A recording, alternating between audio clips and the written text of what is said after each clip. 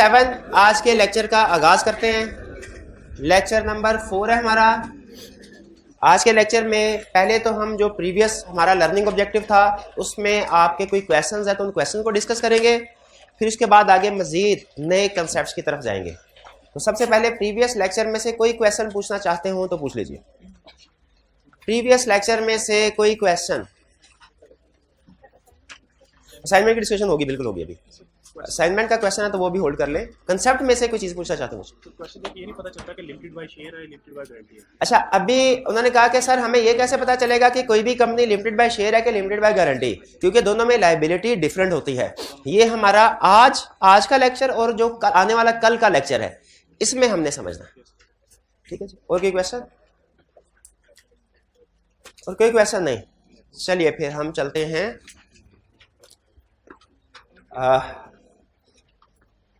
Assignment کی طرف آپ کے. اور کل کے لیکچر میں کچھ کنسیپٹ تھے, چھوٹے چھوٹے کنسیپٹ. آپ نے کل گھر جا کے لرننگ آبجیکٹو 1 کی ریڈنگ کر لی؟ چلیے, اس میں سمجھ آ گیا جتنا پڑھا تھا. اس میں کچھ چھوٹی چھوٹی چیزیں ایسی ہیں جو ہم نے کنسیپٹ ابھی ڈسکس نہیں کیا. ٹھیک ہے, لرننگ آبجیکٹو 1 میں 2-3 چیزیں ایسی ہیں وہ میں ابھی ڈسکس کر دیتا ہوں. باقی جتنا پڑھایا وہ سمجھ آ گیا سر. اور اسائنمنٹ بھی ہو گئی ایزیلی. پتا چل گیا کہ ہم سے کیا پوچھ رہا ہے اور ہم نے کیا لکھنا ہے. بھائی اسائنمنٹ نہیں ٹھنڈے ہیں آپ. اسائنمنٹ کتنے اسٹوڈنٹس نے کیا, ذرا ہاتھ اٹھائیں.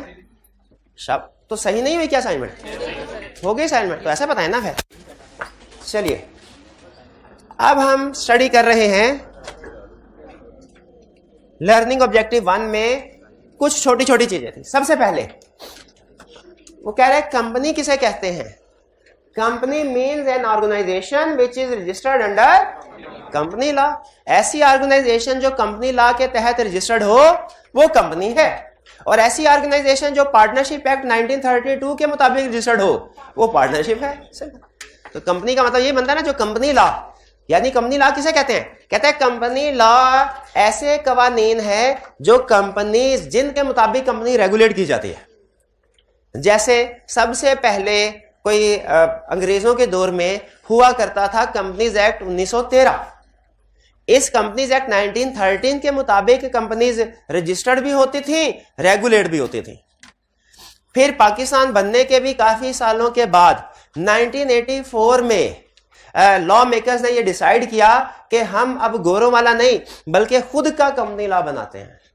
تو انہوں نے کمپنیز آرڈیننس 1984 بنایا. ٹھیک ہے. اچھا, ایک چیز ذہن میں رکھیے گا, ایک ٹیکنیکل لیگل پوائنٹ.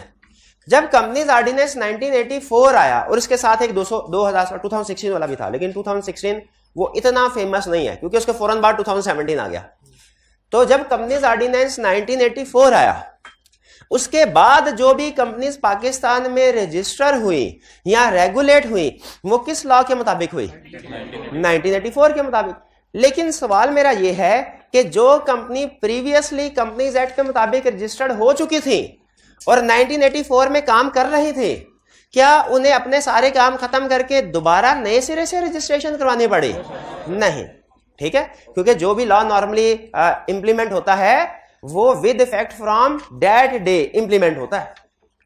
ٹھیک ہے.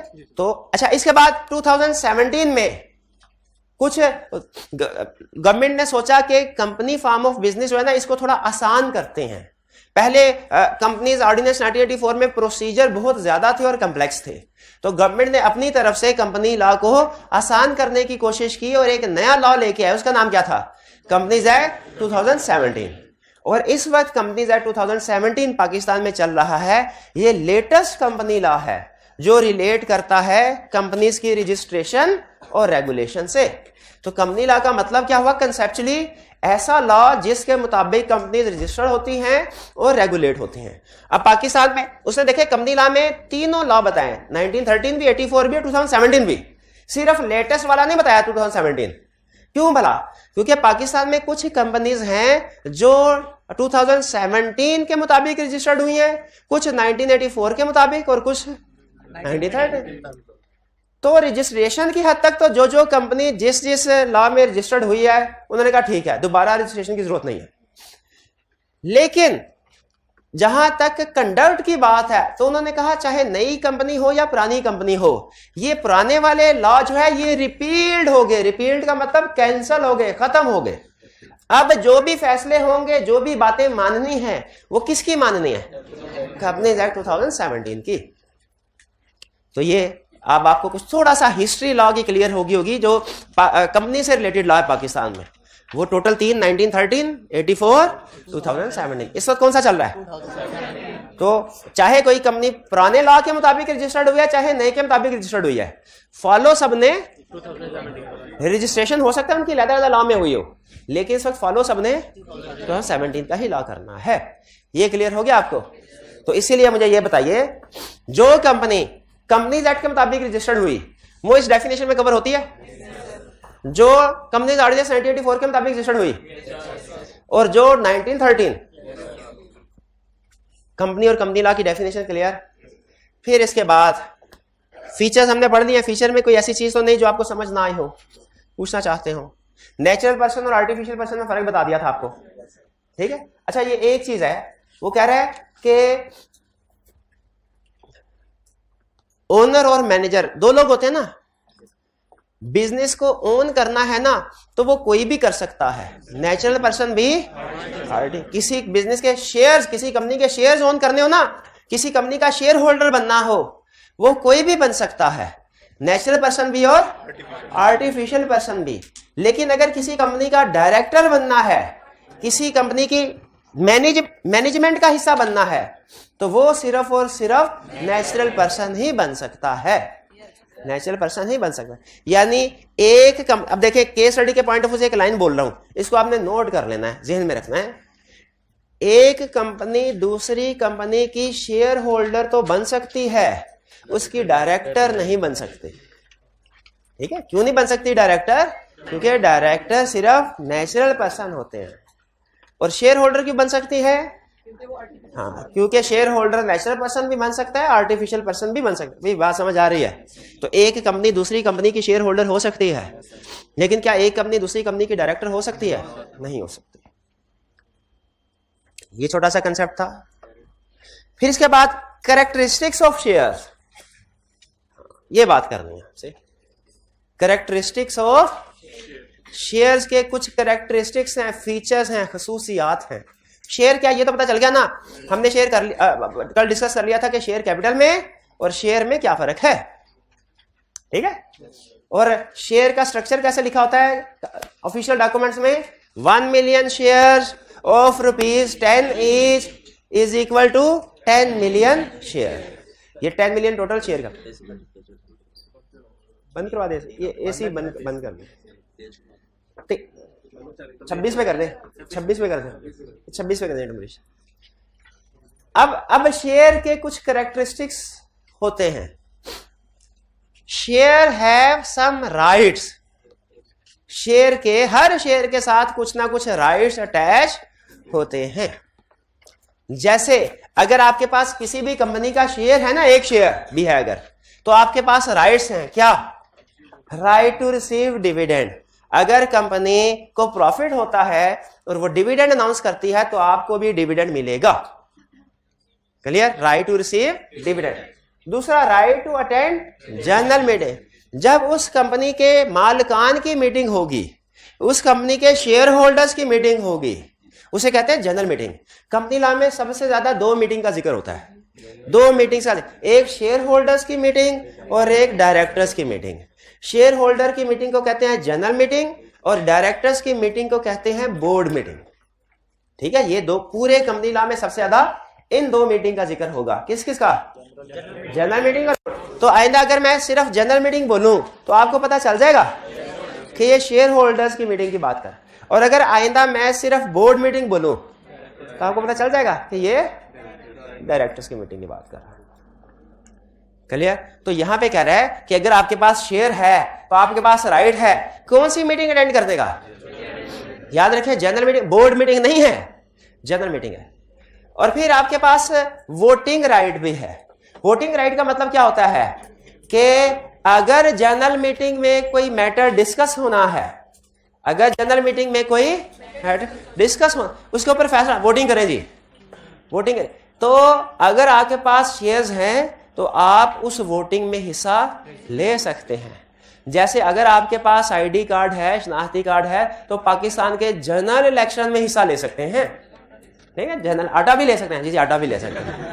اور اگر آپ کے پاس شیئر ہے تو آپ کمپنی کے ڈائریکٹرز کے الیکشن میں حصہ لے سکتے ہیں, یا کمپنی جنرل میٹنگ کے اندر جو بھی مسئلے مسائل ڈسکس ہو رہے ہوں گے ان میں پارٹیسپیٹ کر سکتے ہیں. ٹھیک ہے جی. یہ ووٹنگ رائٹ کا مطلب کیا ہے کہ جب جنرل میٹنگ میں کچھ میٹرز ڈسکس ہو, کچھ فیصلے ہو رہے ہوں, تو ہر ایک کا رائٹ, ہر ممبر کا رائٹ ہے کہ وہ اس میں پارٹیسپیٹ کر سکے. جیسے ابھی فرض کیجئے یہ جنرل میٹنگ ہو رہی ہے, یہ سارے شیئر ہولڈرز بیٹھے ہیں, ٹھیک ہے, تو ابھی ووٹنگ کروا لیتے ہیں. کتنے اسٹوڈنٹس کا خیال ہے کہ نیکسٹ ویک سے ہم اپنا ویکلی ٹیسٹ سٹارٹ کریں؟ شاباش. اور کتنے اسٹوڈنٹس کا خیال ہے کہ اسی ویک سے کر لیں؟ اور کوئی آپشن نہیں ہے. ہاں, تو دیکھیں یہ ایک میٹر ہے جو جنرل میٹنگ میں ڈسکس ہوا ہے. خود بتائیں اس میٹر میں ووٹنگ کس کو کر, جو اس کلاس کا اسٹوڈنٹ ہے, جو اس کلاس, آپ نے نوٹ نہیں کیا لیکن میں آپ کو بتا رہا ہوں کہ ہمارے جو کیمرہ مین بھائی ہے انہوں نے ووٹ کاسٹ نہیں کیا.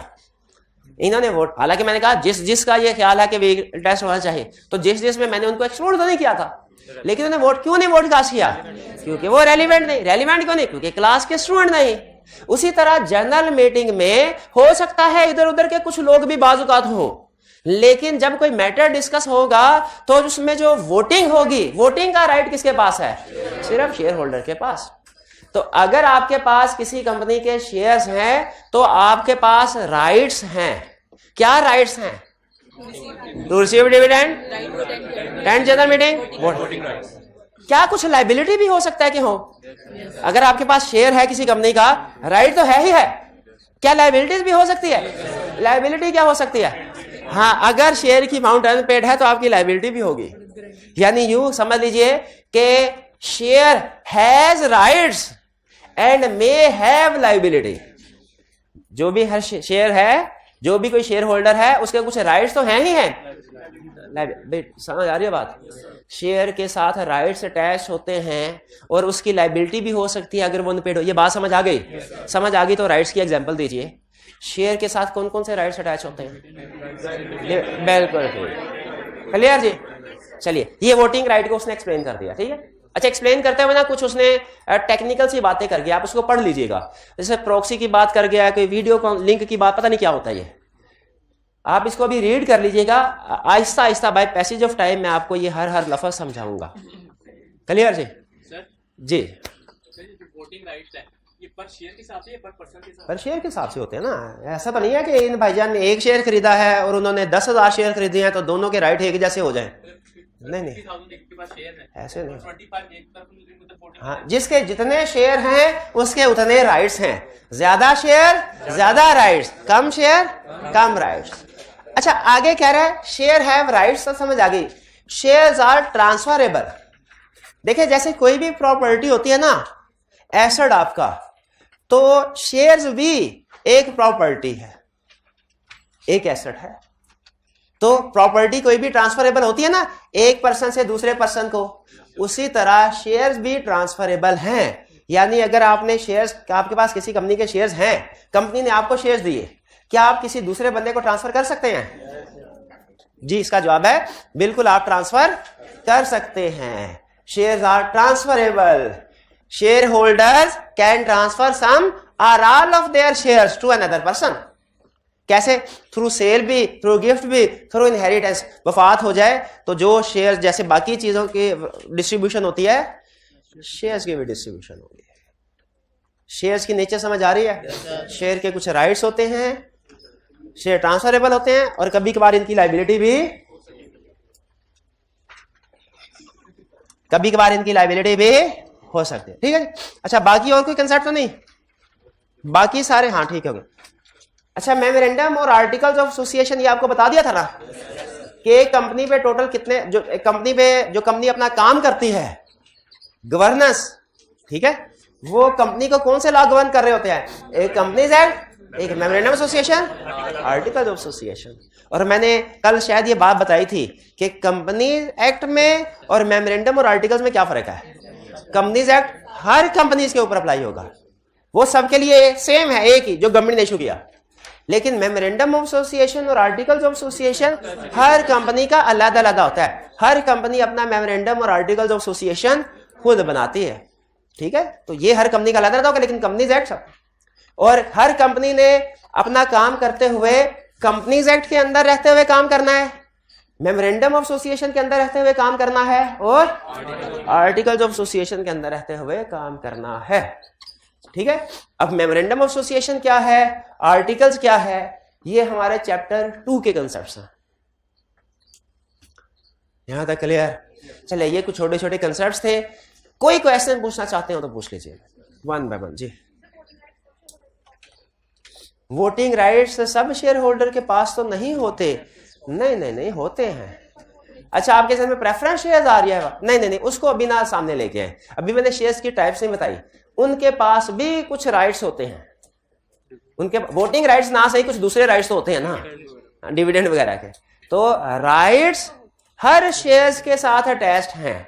یہ جو رائٹس ہم نے پڑھے ہیں یہ آرڈنری شیئر ہولڈر کے رائٹس ہیں, ٹھیک ہے. ابھی میں آپ کو شیئر کی ٹائپس کی طرف نہیں لے کے جانا چاہ رہا, کیونکہ میرا خیال ہے شاید سب اسٹوڈنٹس نے نہ پڑھی. اکاؤنٹنگ میں پڑھتے ہیں یہ سب نے پڑھے, چلے. لیکن ابھی نہیں میں لے کے, ابھی میں صرف ایک ہی ٹائپ آف شیئر ایزیوم کر کے چل رہا ہوں کہ کمپنی کے آرڈنری شیئرز. تو جو میں نے آپ کو رائٹس بتائے ہیں وہ آرڈنری شیئرز کے. کلیئر؟ اور کوئی کوشچن؟ جی,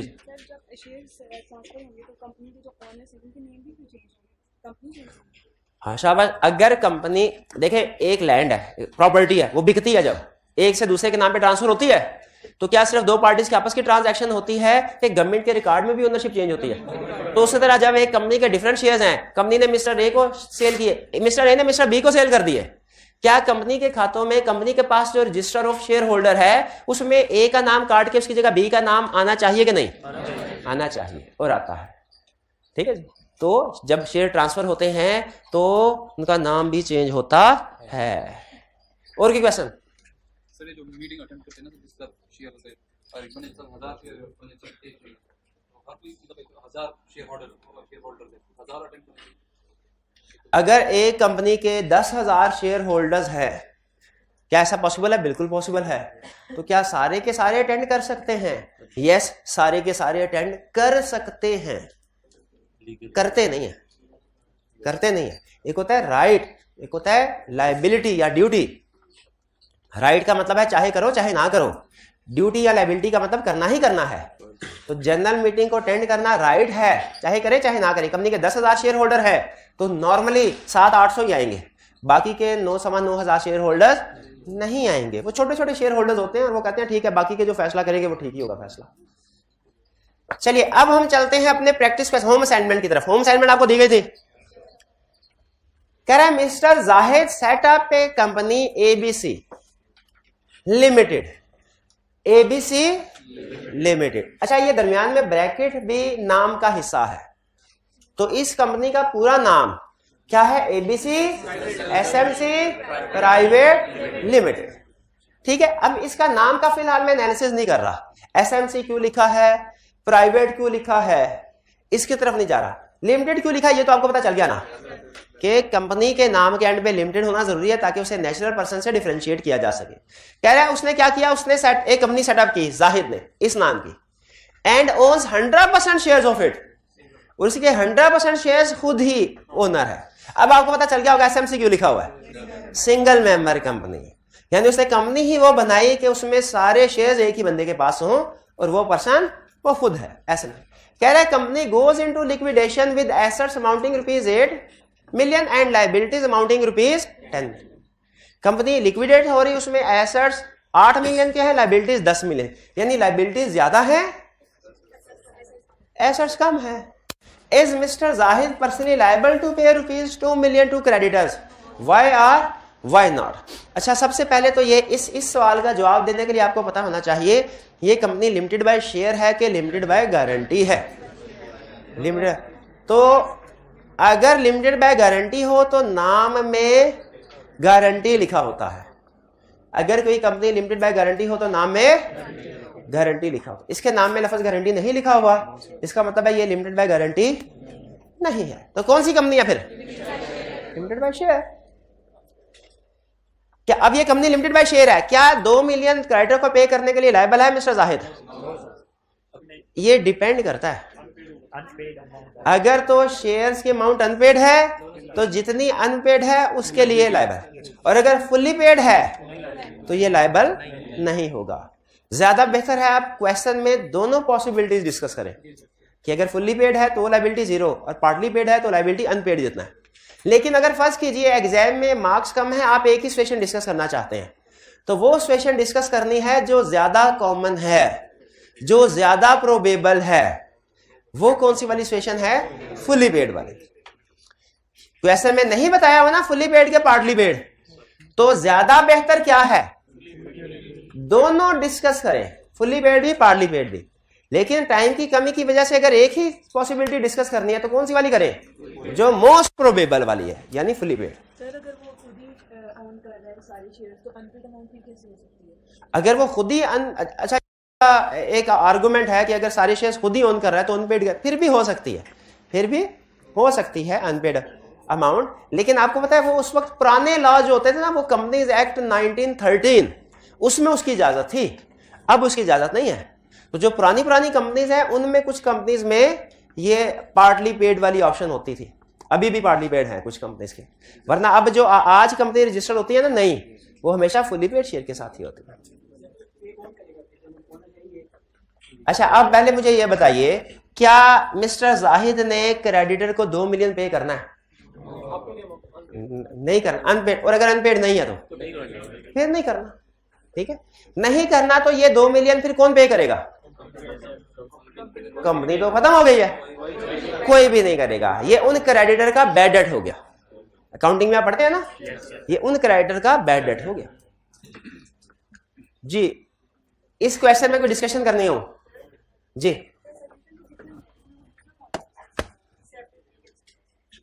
हाँ जी, तो वो यही बता रहा है ना कि चूंकि कंपनी का सेपरेट लीगल स्टेटस होता है तो कंपनी जाहिद के लिए और जाहिद कंपनी के डेट्स के लिए लायबल नहीं।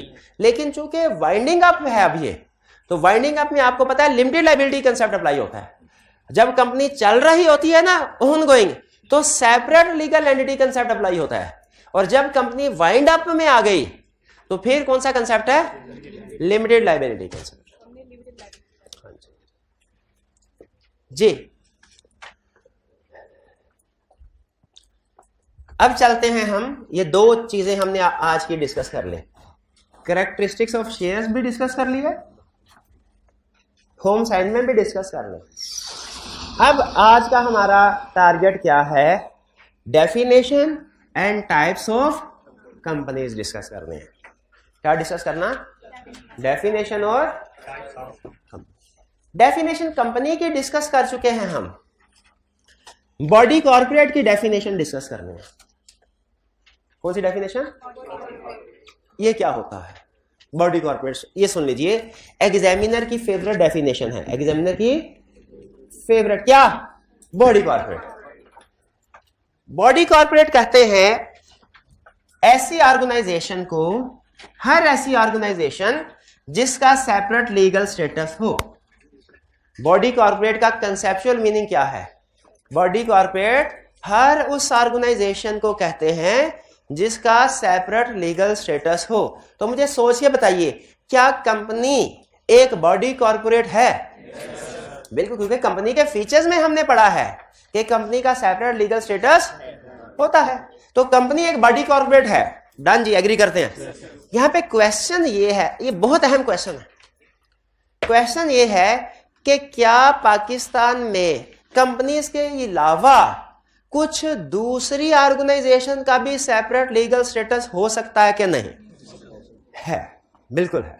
पाकिस्तान में सिर्फ कंपनी लॉ तो नहीं है, उसमें कुछ और लॉज भी हैं। तो इसीलिए बॉडी कॉर्पोरेट का कंसेप्ट इंट्रोड्यूस किया गया, क्योंकि अगर हम लफ्ज कंपनी इस्तेमाल करें ना तो उससे मुराद वही ऑर्गेनाइजेशंस हैं जो कंपनीज ऑर्डिनेंस या कंपनीज एक्ट के मुताबिक रजिस्टर्ड हुई हैं।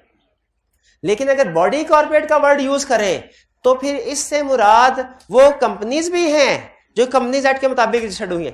ان کے علاوہ بھی ایسی آرگنائزیشن جو کمپنیز ایکٹ کے مطابق تو رجسٹرڈ نہیں ہوئی لیکن سیپریٹ لیگل سٹیٹس ہے, وہ باڈی کارپوریٹ میں آ جائیں گی. تو باڈی کارپوریٹ اور کمپنی کا فرق سمجھ آیا؟ تو براڈر کنسپٹ کون سا ہے؟ باڈی کارپوریٹ کا. ٹھیک ہے, باڈی کارپوریٹ ہمارے ایسی آرگنائزیشنز ہیں جن کا سیپریٹ لیگل سٹیٹس ہے. اب میں ایک سینٹینس بولنے لگا ہوں, اگر آپ کو سمجھ آ گیا تو اس کا مطلب ہے یہ کنسپٹ پک کر لیا آپ نے.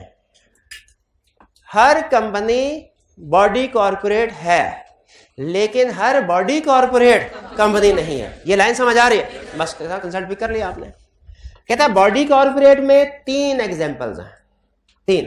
پہلا, companies incorporated in Pakistan under company لا. ایسی کمپنی جو پاکستان میں انکارپوریٹ کہاں پہ ہوئی ہے؟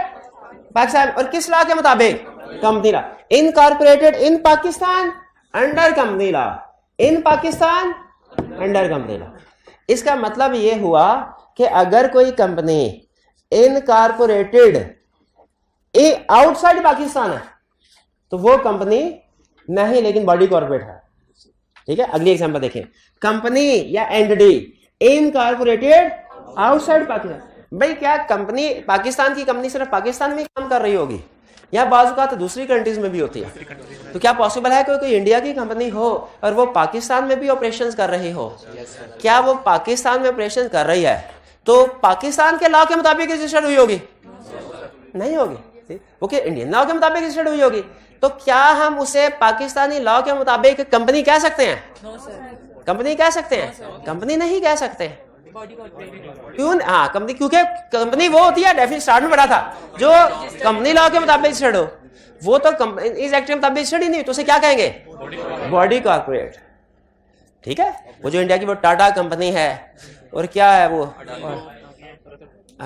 رتن ٹاٹا, ہاں, یہ پاکستان کے قانون کے مطابق کمپنی نہیں ہے لیکن کیا سیپریٹ لیگل سٹیٹس ہے اس کا بھی ہے, تو اسے ہم کیا کہیں گے؟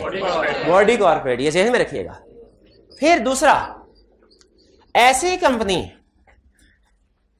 اچھا پہلے ہم نے کہا باڈی کارپوریٹ میں ہماری یہ والی کمپنی آ گئی, یہ جو ریگولر کمپنی ہے جو انکارپوریٹ بھی پاکستان میں اور پاکستانی لا کے مطابق ہوئی. اگر کوئی انکارپوریٹ آؤٹ سائڈ پاکستان ہے وہ باڈی کارپوریٹ ہے, کمپنی نہیں. اچھا کوئی انکارپوریٹ ان پاکستان تو ہے لیکن انڈر کمپنی لا نہیں, انڈر ادر لاس, انڈر ادر لاس, انڈر اینی ادر لا, تو وہ بھی باڈی کارپوریٹ ہے. جیسے پاکستان میں state bank of Pakistan act ہے, ایک لا ہے, کمپنیز ایکٹ نہیں. کون سا؟ State bank of Pakistan. اس کے مطابق صرف ایک آرگنائزیشن ہی اسٹیبلش ہوئی ہے پاکستان میں, اس کا نام ہے اسٹیٹ بینک آف پاکستان. اب مجھے بتائیے اسٹیٹ بینک آف پاکستان کیا ایک کمپنی ہے؟ کیوں نہیں ہے؟ کمپنیز ایکٹ کے مطابق نہیں بنی, وہ تو کسی اور لا کے مطابق بنی, پاکستان میں ہی ہے لیکن کسی اور لا کے, اس کو کمپنی نہیں کہہ سکتے. لیکن کیا وہ باڈی کارپوریٹ ہے؟ کیونکہ اس کا سیپریٹ لیگل سٹیٹس ہے, اس کا سیپریٹ لیگل. تو باڈی کارپوریٹ میں 3 طرح کے آرگنائزیشنز آتی ہیں باڈی کارپوریٹ. ایک وہ کمپنی جو انکارپوریٹ ان پاکستان انڈر کمپنی لا, دوسری وہ جو انکارپوریٹڈ آؤٹ سائڈ پاکستان, تیسری وہ جو incorporated in Pakistan under other law. ٹھیک ہے, incorporated in Pakistan under company law, incorporated in Pakistan under other laws, اور انکارپوریٹڈ آؤٹ سائڈ پاکستان. یہ 3 ایگزامپلس ہیں باڈی کارپوریٹ. ٹھیک ہے, ہاں یہاں پہ یہ کہتا ہے کہ جو کوآپریٹو سوسائٹیز ہیں یا دوسری اینٹی جسے فیڈرل گورنمنٹ کہتے ہیں اس کو ہم باڈی کارپوریٹ میں کلاسیفائی نہیں کریں گے. ایکسیپشن ہے, ایکسیپشن. یہ ایکسیپشن میں کنسپٹ کوئی نہیں ہے, صرف رٹا ہے. یہ ایکسیپشن میں کنسپٹ کوئی نہیں, صرف رٹا ہے. تو جب کبھی آئی کیپ ہم سے باڈی کارپوریٹ کی ڈیفینیشن پوچھے, اور یہ چونکہ کمپنی لا کی ڈیفینیشن سے تھوڑی سی مشکل ہے, کمپنی لا کے, اسی لیے آئی کیپ کی فیورٹ ہے. ہر وہ چیز جو آپ کے سلیبس میں مشکل ہے وہ آئی کیپ کی فیورٹ ہے. لیکن سمجھ آ گئی باڈی کارپوریٹ 3 چیزیں کون کون سی؟ Incorporated in Pakistan under company law, incorporated in Pakistan under other law, incorporated out side Pakistan. اور ایکسیپشنز کون کون سی ہے؟ کوآپریٹو سوسائٹی اور جو گورنمنٹ اسپیسیفائی کر دے. چلیے باڈی کارپوریٹ تو ہو گیا, ٹک کر دوں جس کو. تو آج ہم نے کمپنی کی ڈیفینیشن بھی پڑھ لی, کمپنی لا کی ڈیفینیشن بھی پڑھ لی, باڈی کارپوریٹ کی ڈیفینیشن بھی پڑھ لی. آگے چلتے ہیں. Types of companies. ابھی تک کے کمپنی لا میں اگر آپ مجھ سے پوچھیں نا سر کام کی باتیں کتنی سیکھی ہم نے, جو ویری امپورٹنٹ والی ہے, تو میں کہوں گا ابھی تک 2 سیکھی کام کی باتیں پورے کمپنی لا میں. پورے کمپنی لا میں دیکھیں کچھ چیزیں ہوتی ہیں رٹے والی, کچھ ہوتی ہیں سمجھنے والی. جو سمجھنے والی ہے نا وہ ابھی تک صرف 2 چیزیں سیکھی, ایک سیپریٹ لیگل سٹیٹس اور ایک شیئر کیپٹل والی بات. باڈی کارپوریٹ یاد کرنے کے لیے اہم ہے, ایگزام پوائنٹ آف ویو سے اہم ہے. ایک ہوتا ہے نا کنسپٹ کمپنی لا کو سمجھنے کے لیے, کمپنی لا کی روح کو سمجھنے کے لیے, وہ 2 کنسپٹ تھے, سیپریٹ لیگل سٹیٹس اور شیئر کیپٹل والا. ٹھیک ہے, کیونکہ یہ وہ فیچرز ہیں جو اور کسی بزنس آرگنائزیشن کے نہیں ہوتے. اب جو آج کنسپٹ ہم سٹارٹ کرنے جا رہے ہیں, اینڈ نہیں کرنے جا رہے ہیں, اینڈ نہیں ہوگا آج, جو سٹارٹ کرنے جا رہے ہیں یہ ایسا کنسپٹ ہے کہ پورے کمپنی لا کے ہر چیپٹر میں اہم ہے, اور یہ اسٹوڈنٹس کے فیل ہونے کی ایک بڑی ریزن ہے. اسٹوڈنٹ کے فیل ہونے کی بڑی یہ کنسپٹ اصل میں جو کمپنی لا کی ریکوائرمنٹس ہیں نا, کمپنی لا میں جو ٹائپس آف کمپنی رجسٹرڈ ہو سکتی ہیں وہ بہت سی ٹائپس ہیں.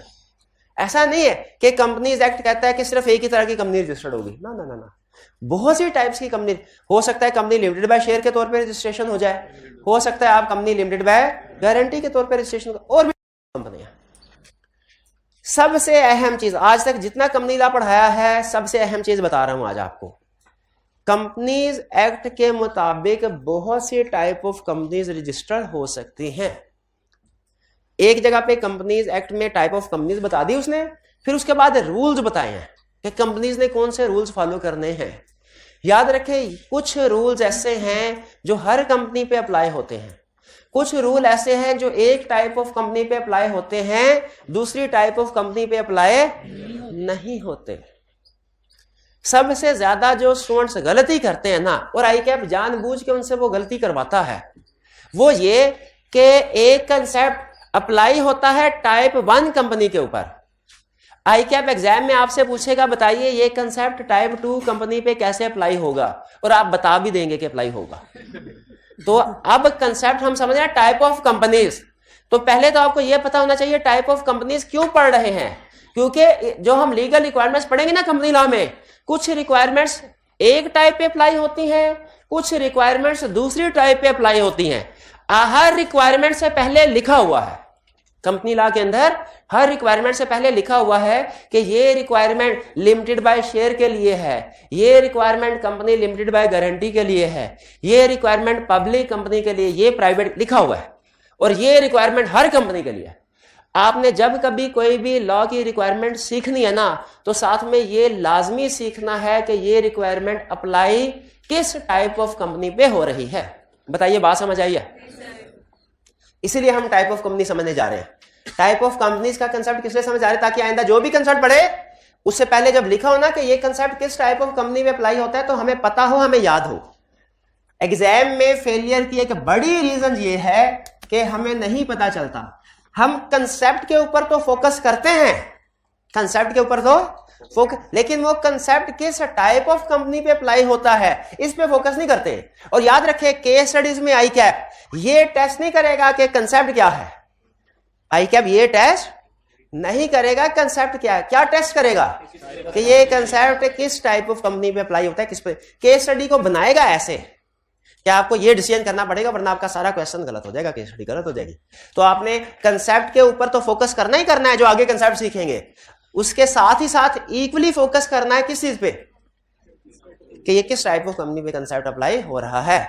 اسی لیے آج آپ کو ٹائپس آف کمپنی پڑھایا جا رہا ہے. کنسپٹ اسٹارٹ کریں جی. نارملی یہ کنسپٹ 2 پورے لیکچر, فل لیکچر 2 لے جاتا ہے. اسٹارٹ کرتے ہیں ٹائپس آف کمپنیز. کمپنی کو ڈفرنٹ ویز میں ڈفرنٹ ٹائپس میں کلاسیفائی کیا جاتا ہے. وہ کلاسیفیکیشن کیا ہے ٹائپس آف کمپنیز کی؟ ایک آن دی بیسس آف اسٹیٹس, दूसरी classification on the basis of liability, तीसरी क्लासिफिकेशन अदर टाइप्स। ठीक, पहले तो इजी वाली पढ़ ले, अभी नहीं बढ़ जाएगी। Types of company on the basis of liability. On the basis of liabilities company की 3 टाइप्स हैं। पहले लिमिटेड बाय शेयर्स, जिसमें लायबिलिटी कितनी होती है? दूसरा लिमिटेड बाय गारंटी, जिसमें लायबिलिटी कितनी होती है? Agreed to contribute to winding up. Clear? और तीसरी टाइप है अनलिमिटेड, ऐसी कंपनी जिसमें मेंबर्स की लायबिलिटी अनलिमिटेड होती है। इंसान की नेचर है ना, फितरत, इसमें बगावत है। इंसान को जिस चीज से मना किया जाए ना वो भी करता है। ठीक है, जिस चीज से मना। तो अब मैं आपको एक चीज से मना करने जा रहा हूं। टाइप्स है ना, देखिए, तो टाइप्स में हर तरह की टाइप ऑफ कंपनी बतानी है। अगर पाकिस्तान में 1000 कंपनीज एक दिन में रजिस्टर्ड हुई, जो कभी नहीं हुई ना कभी होंगी, फर्ज कीजिए 1000 कंपनी रजिस्टर्ड हुई, 990 कंपनी टाइप 1 की हैं, 5 कंपनी टाइप 2 की हैं, 3 कंपनी टाइप 3 की हैं, और 1 कंपनी फॉर एग्जांपल टाइप 4 की या 5 की। तो मैंने टाइप्स पढ़ाते हुए आपको सारी टाइप्स पढ़ानी, ऐसा ही है ना, मेरा फर्ज है। लेकिन एग्जाम में अगर क्वेश्चन उसने हमेशा 2 टाइप्स में से पूछे हुए हैं, तीसरी टाइप में से कभी कोई क्वेश्चन ही नहीं पूछा, तो मैंने बता तो देना है आपको कि ये टाइप भी दुनिया में है। लेकिन क्या आपको अपना सोचने का ज्यादातर टाइम उन 2 टाइप्स पे लगाना चाहिए जो आई कैप हमेशा पूछता है, या उस एक के ऊपर जो थोड़ी अजीब सी टाइप है लेकिन आई कैप ने कभी पूछी नहीं? बताइए। शाबाश, तो समझ गए, ये 2 टाइप्स हैं। लिमिटेड बाय शेयर, इसके ऊपर सोचे जितना सोचना है। लिमिटेड बाय गारंटी, इसके ऊपर सोचे जितना सोचना है। अनलिमिटेड, कोई पूछे ना आपको अनलिमिटेड लायबिलिटी कंपनी क्या होती है, आपने कहना ऐसी कंपनी जिसमें मेंबर्स की लायबिलिटी अनलिमिटेड हो। वो कहेगा और, आपने कहना बस एक ये, और एक और भी, सिंगल मेंबर कंपनी क्या होती है, आपने कहना जिसका एक ही मेंबर हो। वो कहे और, आपने कहना बस हमारे सिलेबस में ही इतना है, जितना सिलेबस में उतने हम पढ़ेंगे ना। तो इसीलिए आपने कोशिश करनी है आइंदा अनलिमिटेड कंपनी याद तो कर ले, लेकिन सिर्फ उतना ही जितना लिखा है, इससे ज्यादा पूछना सोचना नहीं, टाइम जाया होगा। On the basis of liability clear हो गया। On the basis of status कितनी कंपनीज है? Private company, public company. On the basis of status कितनी कंपनी है? Private company, public company. On the basis of liability कौन कौन से? Guarantee, unlimited. और अदर टाइप्स 3 कौन कौन सी? Holding company, subsidiary company, association not for profit. Association, नाम समझ आ गए? जरा फिर से नाम बताइए। टाइप्स ऑफ कंपनीज क्या है? On the basis of status कौन सी है? Public company, private company. On the basis of liability, limited by share, limited by guarantee. और other companies, holding, subsidiary, association not for profit. Clear? अच्छा, अब इसमें चूंकि टाइम कम है तो मैं बाकी नहीं, सिर्फ on the basis of liability जो ऑलरेडी काफी हद तक हमने पढ़ा हुआ है, सिर्फ उसमें एक नया कंसेप्ट है, वो आपके साथ शेयर करना है। लिमिटेड बाय गारंटी में वेदर ही इज मेंबर और within 1 year after he ceases to be a member. Clear? ये सुन लीजिए, ये इसका लिमिटेड बाय गारंटी में गारंटी दी होती है। लिमिटेड बाय गारंटी में क्या होता है? 3 मेंबर्स है, गारंटी देते हैं बैंक को कि अगर वाइंडिंग अप हुई और लोन पे ना कर पाए तो। अब जरा सिचुएशन, ये 3 ABC है, इनमें जो मिस्टर बी है ना वो बड़ा शार्प है, वो बड़ा चालाक है, शातिर है। ए, बी और सी तीनों बैंक के पास गए लोन लेने के लिए। बैंक ने कहा तुम्हारी कंपनी लिमिटेड बाय गारंटी है, गारंटी दो, मैं तुम्हें 10 मिलियन का लोन देता हूं, गारंटी दो। अगर कंपनी लोन पे ना कर पाई तो तुम लोग पर्सनली इसको पे करोगे। ए ने कहा मैं देता हूं गारंटी 4 मिलियन की, बी ने कहा मैं गारंटी देता हूं 5 मिलियन की, सी ने कहा मैं 1 मिलियन की गारंटी देता हूं। गारंटी दे दी, बैंक ने 10 मिलियन का लोन दे दिया। इन्होंने बिजनेस चलाया, बिजनेस पहले ही प्रॉब्लम में था, तभी तो लोन लेने की जरूरत पड़ी, बिजनेस आगे नहीं चल पाया। इन्होंने पहला महीना पूरी कोशिश की ریکوری نہیں, دوسرا مہینہ کچھ نہیں, تیسرا مہینہ ریکوری نہیں.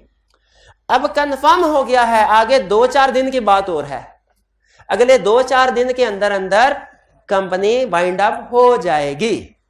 جیسے ہی سی کو پتا چل گیا کہ ہمارا ہر حربہ ناکام ہو گیا ہے اور کمپنی کا بینکرپٹ ہونا نشچت ہے, بی کے ذہن میں ایک آئیڈیا آیا.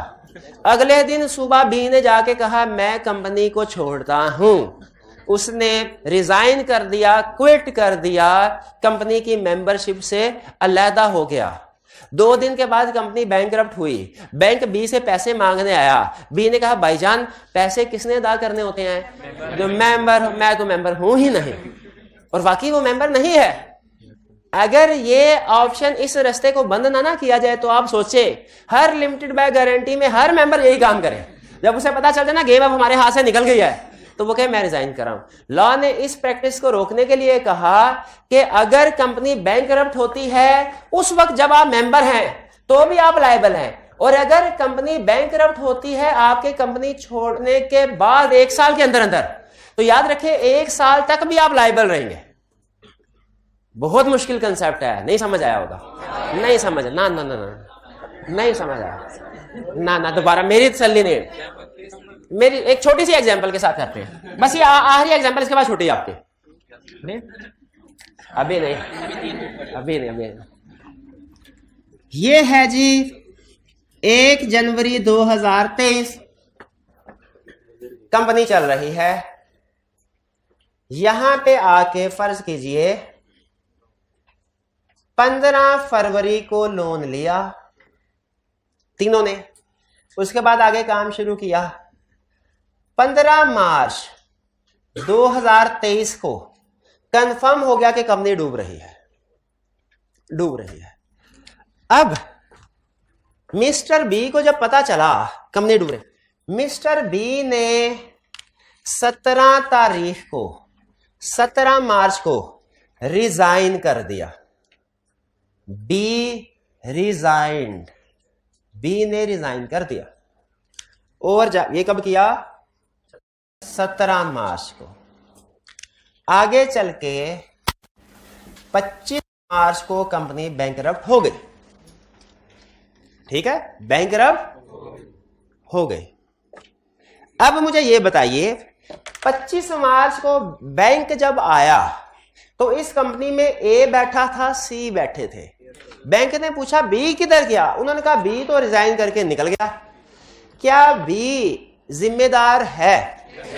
اچھا پہلے تو کنسیپچولی لاجیکلی سوچیں, نا لیگلی بعد میں سوچیں گے. لاجیکلی کیا بی کو بھی حصے دار ہونا چاہیے؟ کیونکہ یہ بھی کمپنی ڈوبنے میں ڈبونے میں پورا حصے دار ہے, ہونا چاہیے. اچھا لا نے کیا کہا؟